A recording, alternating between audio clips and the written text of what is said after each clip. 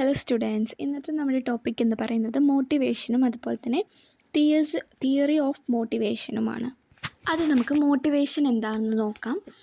The term motivation is the derived from the word motive which mean any emotion, needs, ideas, organic state which causes motion. ഇപ്പം motivation എന്ന word ഉണ്ടായിട്ടുള്ളത് motive എന്ന് പറയുന്ന ഒരു വേർഡിൽ നിന്നാണ്. മോട്ടീവിൻ്റെ meaning എന്ന് പറയുന്നത് എന്തൊക്കെയാണ്? ഇമോഷൻ, നീഡ്സ്, ഐഡിയാസ്, ഈ കാര്യങ്ങൾക്കൊക്കെ വേണ്ടിയിട്ട് നമ്മുടെ ജീവിതത്തിൽ നമ്മൾ നടത്തുന്ന ഒരു മൂവ്മെൻറ്റിനെയാണ് എന്ത് പറയുന്നത്? മോട്ടിവേഷൻ എന്ന് പറയുന്നത്. കാരണം നമ്മുടെ ആവശ്യങ്ങൾ നേടുന്നതിനും നമ്മുടെ ഐഡിയാസൊക്കെ നമ്മളൊരു ഗോളാക്കി മാറ്റുന്നതിനും നമുക്ക് എന്താവശ്യമാണ്? ഒരു മോട്ടീവ് ആവശ്യമാണ്. Okay, characteristic of motivation. അപ്പോൾ നമുക്കിനി മോട്ടിവേഷൻ്റെ സവിശേഷതകൾ എന്തൊക്കെയാണെന്ന് നോക്കാം. ഒന്നാമത്തേത് അത് കണ്ടിന്യൂ ആയിട്ടുള്ളൊരു പ്രോസസ്സാണ്.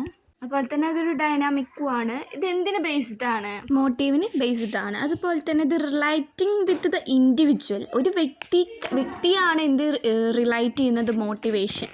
ഒരു വ്യക്തിക്കാണല്ലോ മോട്ടിവേഷനൊക്കെ നമ്മൾ കൊടുക്കാറുള്ളത്. അതുപോലെ തന്നെ ഇതെന്താണ്? ഇതൊരു ഗോൾ ഓറിയൻറ്റഡ് പ്രോസസ്സാണ്. നമ്മൾ മോട്ടീവ് ആവുന്നത് എന്താണ്? നമ്മളെ ഗോൾസൊക്കെ അച്ചീവ് ചെയ്യാൻ വേണ്ടിയിട്ടാണ് നമ്മൾ മോട്ടീവ് ആവുന്നത്. അപ്പോൾ അതൊരു ഒരു ഗോൾ ഓറിയൻറ്റഡ് ആയിട്ടുള്ള പ്രോസസ്സാണ്. ഇതെന്താണ്? ഒരു കോംപ്ലക്സ് ആയിട്ടുള്ള ഒരു പ്രോസസ്സും കൂടിയാണ്. അതുപോലെ തന്നെ motive is influenced by social and culture norms ആണ്. അതുപോലെ ഇത് പോസിറ്റീവ് ആവാൻ വേണമെങ്കിൽ നെഗറ്റീവ് ആയിരിക്കാം. അപ്പോൾ ഇതാണ് മോട്ടിവേഷൻ്റെ സവിശേഷതകൾ എന്ന് പറയുന്നത്. അപ്പോൾ തിയറി ഓഫ് മോട്ടിവേഷൻ ആണ് നമ്മൾ നോക്കുന്നത്. ഇതിൽ ഒരു 5 തിയറി ഉണ്ട്. ഇതിൽ ഏറ്റവും important തിയറിയാണ് മാസ്ലോവിൻ്റെ need hierarchy തിയറിയാണ്.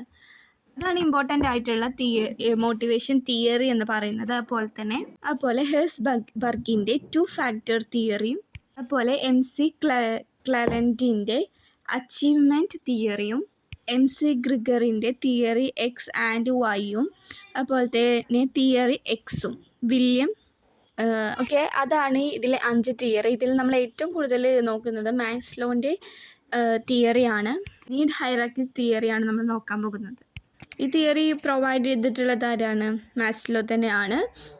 That is most simple and widely accepted theory. അപ്പോൾ ഈ തിയറി എന്ന് പറയുന്നത് ഭയങ്കര സിമ്പിളാണ്, കുറച്ച് വൈഡഡ് ആയിട്ടുള്ളൊരു തിയറിയാണ്. ഇതിൽ ഈ തിയറിനെ കുറിച്ച് പറയുകയാണെങ്കിൽ എന്താണ്? ഫസ്റ്റ് എന്ന് പറയുന്നത് to human being are unlimited.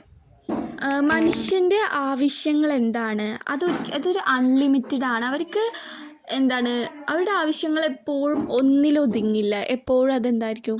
ഇപ്പോൾ ഒരു ജോലി കിട്ടിയതിന് ശേഷം നമുക്ക് വേണമെങ്കിൽ ഒരു വീട് കയറ്റണം എന്നായിരിക്കും. അല്ലാതെ നമ്മൾ ജോലി കിട്ടി അത് കഴിഞ്ഞു എന്നല്ല. നമ്മൾ പിന്നെയും ഇനി ഒരു കാർ വാങ്ങണം, ഒരു വീട് വെക്കണം, ഇങ്ങനെ ആവശ്യങ്ങൾ എന്തായിരിക്കും? നമ്മളത് അൺലിമിറ്റഡ് ആയിരിക്കും എന്നാണ് ഈ തിയറി പറയുന്നത്. Only needs which are not yet satisfied influencing human behaviour. ഇവിടെ എന്താ പറയുന്നത്? മനുഷ്യൻ്റെ ഒരു ഹ്യൂമൻ ബിഹേവിയർ എന്ന് പറയുന്നത് എന്താണ്? ഒരിക്കലും ഒന്നിൽ മാത്രം ഒതുങ്ങുന്നതല്ല എന്നതാണ് പറയുന്നത്. ഈ നീഡ്സ് അറേഞ്ച് ചെയ്തിട്ടുള്ളത് ഇൻ ഓർഡർ ഓർ ഇമ്പോർട്ടൻറ്റ്. ഈ അറേഞ്ച് ചെയ്തിട്ടുള്ള ഓർഡർ വളരെയധികം ഇമ്പോർട്ടൻ്റ് ആണ്. അറേഞ്ച് ചെയ്തിട്ടുള്ളതൊരു ഹൈറാർക്കി രീതിയിലാണ്. ഒരു ശ്രേണിപരമായിട്ടാണ് ഇതെന്ത് ചെയ്തിട്ടുള്ളത്? അറേഞ്ച് ചെയ്തിട്ടുള്ളത്. അതുപോലെ തന്നെ ഇവിടെ പറയുന്നത്?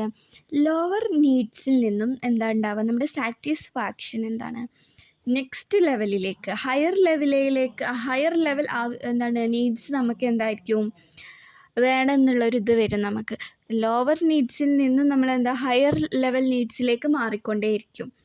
അതിനുള്ള എനർജി വരെ നമുക്ക് ലഭിക്കുമെന്നാണ് ഇവിടെ പറയുന്നത്. അപ്പോൾ ഇവിടെ നമുക്ക് ഡയഗ്രാം കാണാം. എങ്ങനെയാണ് ഡയഗ്രത്തിൽ?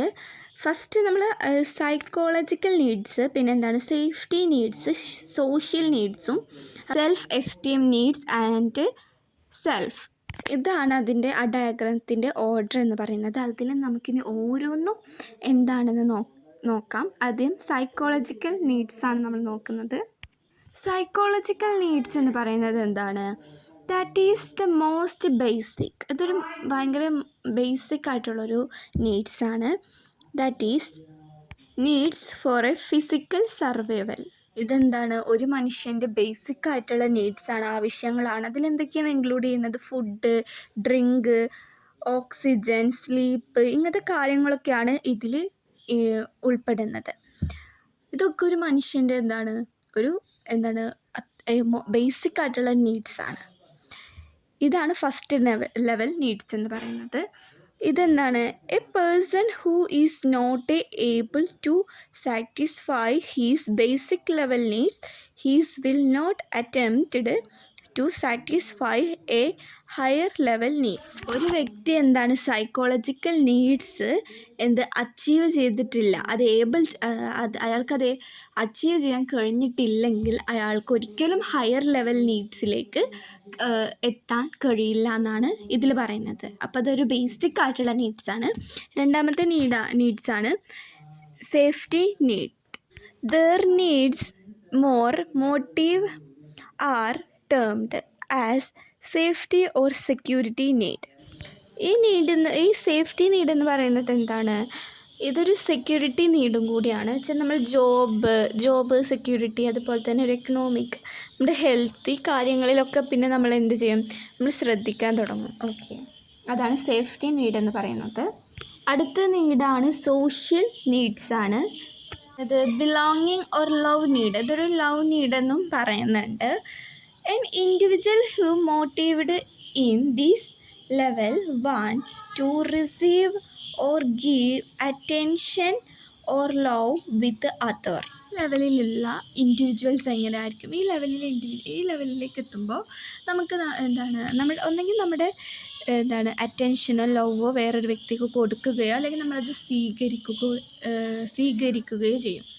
അത്തരം ഒരു ലെവലാണ്. അതെന്ന് വെച്ചാൽ സോഷ്യബിലിറ്റി, എക്സ്ചേഞ്ചിങ് ഫീലിംഗ്, അങ്ങനത്തെ കാര്യങ്ങളൊക്കെയാണ് ഇതിൽ വരുന്നത്. വെച്ചാൽ സോഷ്യലായിട്ടുള്ള കാര്യങ്ങൾ ചെയ്യുക, മറ്റുള്ളവരെ സഹായിക്കുക, അതുപോലെ തന്നെ നമ്മൾ മാരേജ് ലൈഫ്, ഇങ്ങനത്തെ കാര്യങ്ങളൊക്കെയാണ് സോഷ്യൽ നീഡ്സിൽ വരുന്നത്. അടുത്തതാണ് എക്സ്റ്റീം നീഡ്സാണ്. ഇത് 2 തരത്തിലുണ്ട്. ഒന്ന് സെൽഫ് എക്സ്റ്റീമും അതുപോലെ പബ്ലിക് എക്സ്റ്റീമും. സെൽഫ് എക്സ്റ്റീം എന്ന് പറയുന്നത്, ഇതിൻ്റെ മീനിങ് എന്ന് പറയുന്നത്, the meaning esteem with the eyes to self. നമ്മളെ തന്നെ നോക്കുക, അല്ലെങ്കിൽ നമുക്ക് തന്നെ നമുക്ക് വേണ്ട കാര്യങ്ങൾ ചെയ്യുക, വേറെയുള്ളവരെ കാണിക്കാനല്ല, നമ്മളുടെ ആവശ്യമായിട്ട് നമ്മളത് ചെയ്യുക. അങ്ങനെ പബ്ലിക് എക്സ്റ്റീം എന്ന് പറയുന്നത് വേറൊരു വ്യക്തിയെ കാണിച്ചുകൊണ്ട് നമുക്ക് ഒരു പ്രസ്റ്റീജിന് വേണ്ടിയിട്ടൊക്കെ നമ്മുടെ ആഡംബര ജീവിതം അങ്ങനത്തെ നമുക്ക് മറ്റുള്ളവരെ കാണിക്കുക, അങ്ങനത്തെയാണ് പബ്ലിക് എക്സ്റ്റീം എന്ന് പറയുന്നത്.